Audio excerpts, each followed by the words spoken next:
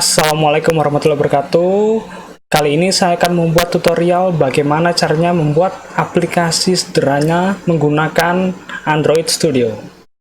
Pertama-tama kita buka Android Studio-nya seperti ini, dan di tab bagian kiri ini sengaja saya blur karena terdapat recent project pribadi saya. Oke, untuk tahap awal kita klik Start New Android Studio Project.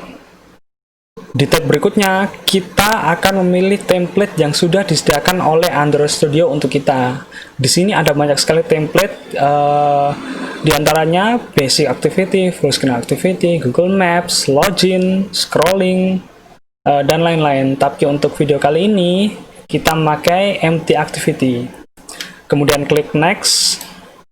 Di tab selanjutnya, kita akan menulis nama project kita. Di sini saya akan menulis aplikasi sederhana. Oke, untuk package name kita bisa isi nama domain kita. Kalau kita tidak punya tidak apa-apa, karena ini hanya untuk nama package saja. .co dan aplikasi sederhana. Oke, untuk bahasa kita pakai Kotlin ya, karena Kotlin itu adalah bahasa pemrograman untuk Android yang sekarang ini sudah direkomendasikan oleh Google. Oke. Kemudian selesai, kita klik Finish. Tunggu sampai project terbuat. Ketika project Android kalian sudah terbuat dengan sukses, tampilan awalnya adalah seperti ini. Untuk memberikan space agar kalian bisa melihat codingan ini lebih jelas, saya akan menutup tab project ini dengan cara klik project ini, atau bisa diklik shortcutnya pakai keyboard Alt 1 seperti ini. Oke. Untuk selanjutnya kita klik activity underscore main.xml.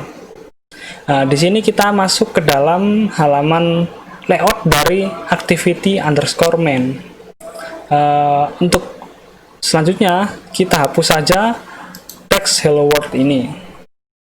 Secara default root dari layout yang disediakan oleh Android Studio adalah constraint layout. Nah, nanti di video selanjutnya kita akan bahas apa itu constraint layout. Untuk saat ini silakan ikuti sesuai dengan yang saya arahkan. Oke. Kalian cari plain text, text view, dan button. Kalau sudah, kita kasih ID pada edit text-nya. Saya akan kasih ID input, kemudian saya kasih button-nya ini ID button. Kemudian untuk text view, saya kasih ID-nya text. Kalau sudah, kita akan tata komponen-komponen ini. Karena ini constraint layout, kita pastikan kalian memberikan link kepada komponen ini. Istilahnya adalah mengconstraint komponen kalian ke layout. Oke. Untuk pemula seperti kalian yang nggak tahu apa itu constraint, tidak apa-apa, silakan diikuti aja, karena kita tidak sedang fokus untuk mempelajari constraint layout. Kita hanya belajar bagaimana cara membuat aplikasi Android sederhana.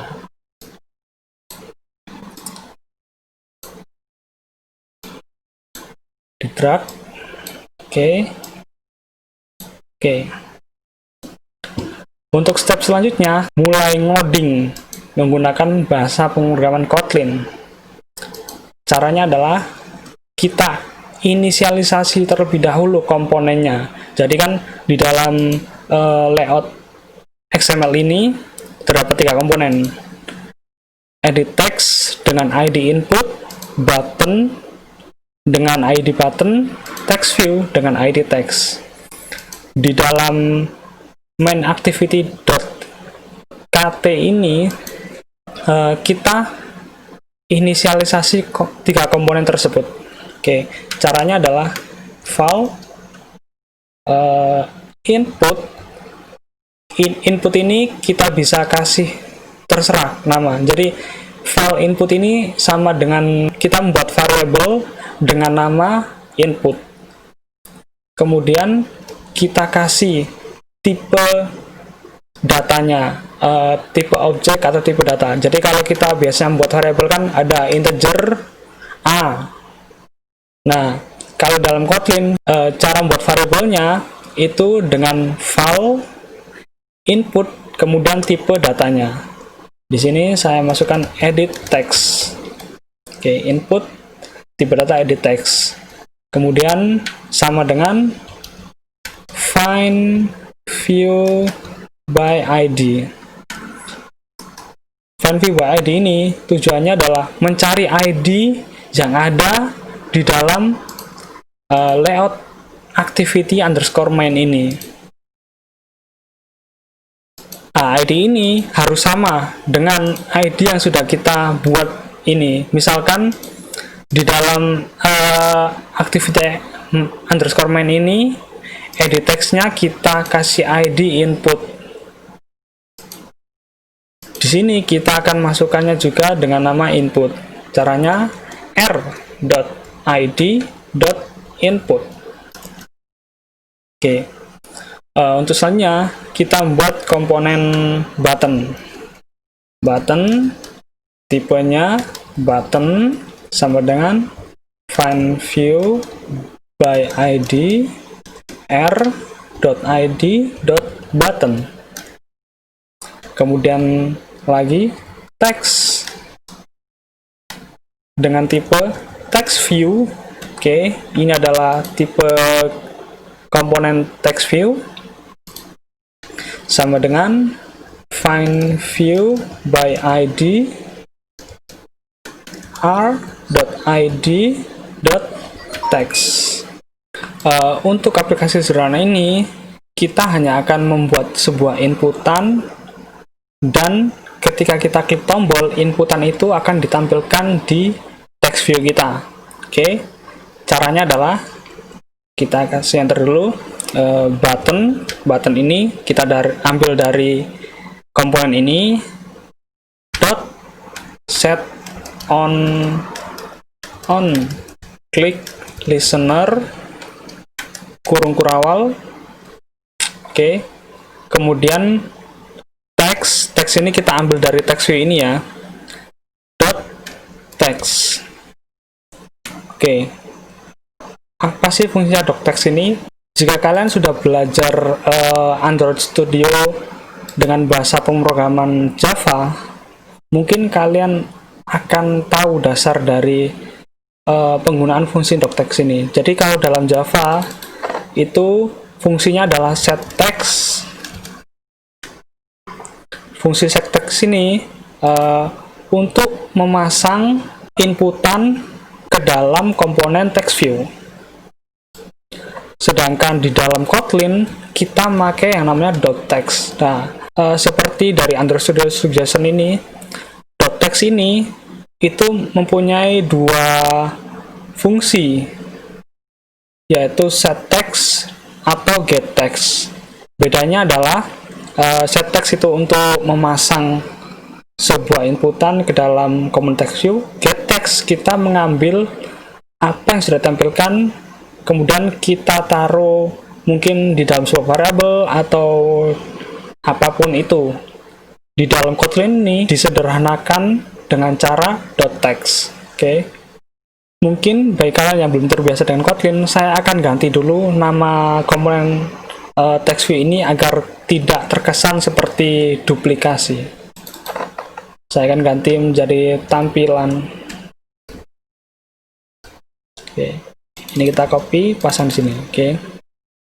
Kemudian kita tambahkan sama dengan input. Kita ngambil dari komponen input ini, input dot text. Sama kayak text view tadi, dot text ini berisi get text atau set text. Cuman kalau kita panggil dengan cara seperti ini, dia akan otomatis memakai fungsi get text atau mengambil inputan.